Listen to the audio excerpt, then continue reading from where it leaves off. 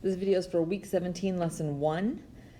First thing I would like you to notice on this, on these notes actually, is these directions. Okay, so we're going to be solving equations. What that means is by the time we're done, we want to know what x actually equals, and x is going to be an angle or multiple angles. Okay, and when it says over the domain 0 to 2 pi, that means that we're allowed to go once around the unit circle.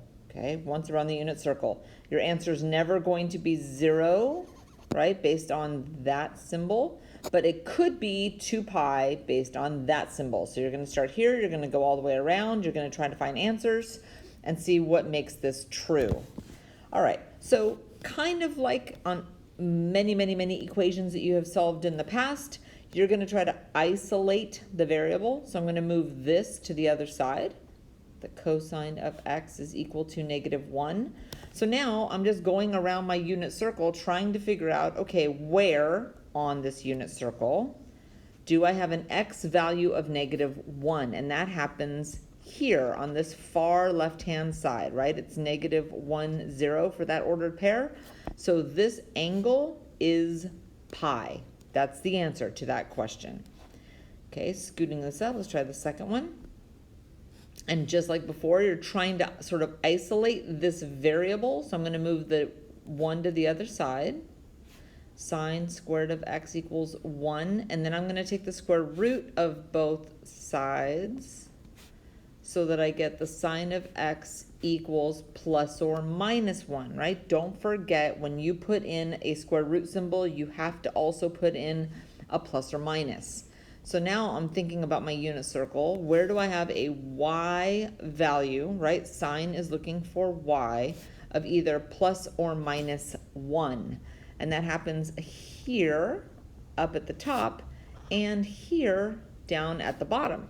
So the angles that go with those locations are pi over 2 and 3 pi over 2, right? The top one's the pi over 2, bottom one 3 pi over 2.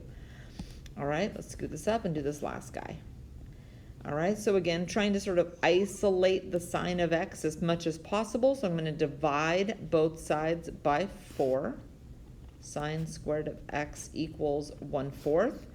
And then I'm going to take the square root of both sides. Sine of x is equal to plus or minus 1/2. All right, so I'm thinking about my unit circle. And I'm trying to figure out all the places around this unit circle where the y value is either positive 1/2 or negative 1/2. And it happens 4 different places. It happens in the first quadrant, in the second quadrant, in the third quadrant, and in the fourth quadrant. Here it's pi over 6. Here it's 5 pi over 6. Here 7 pi over 6. And in the fourth quadrant, 11 pi over 6. Okay, so if I'm going to point out anything that's kind of really important about this worksheet as a whole, it's that sometimes you'll have one answer. Sometimes you might have 2. Sometimes you'll have 4. All right, so again, don't assume that there's only one answer. All right, now, last thing before I sign off.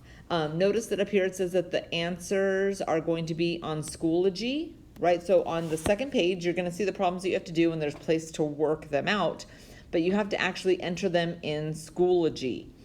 All right, so, and again, some of them will have one answer, some may have 2, some may have more. All right, so make sure you answer all of them.